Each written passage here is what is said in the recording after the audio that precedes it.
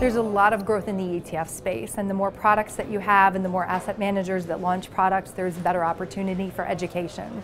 And it's incumbent upon us as an investment community to make sure that the advisor is clear on how to utilize ETFs in the portfolio.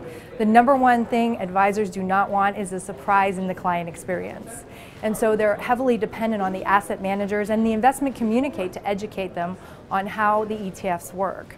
So we wrote a white paper identifying how the structure and how the tax consequences and things of nuance that can really make a difference in that investment experience would work for their clients. Because what they want to do is to be able to be fluent in 2 languages.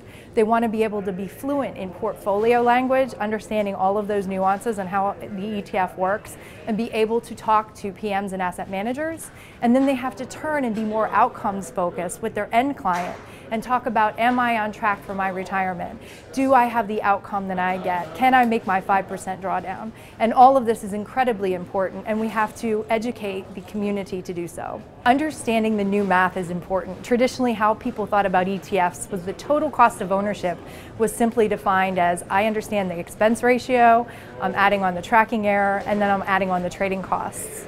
But it depends on what you're doing with the portfolio is going to be the cost. So for example, if I'm assembling a portfolio that utilizes multiple products with multiple trading costs to achieve a single outcome, that will have an impact on the pricing. So for example, if you wanted to have a tilted portfolio to small in value, that you believe over time small in value tends to outperform, and you want to use something like that as a core holding in your portfolio, it might take you multiple products to do so.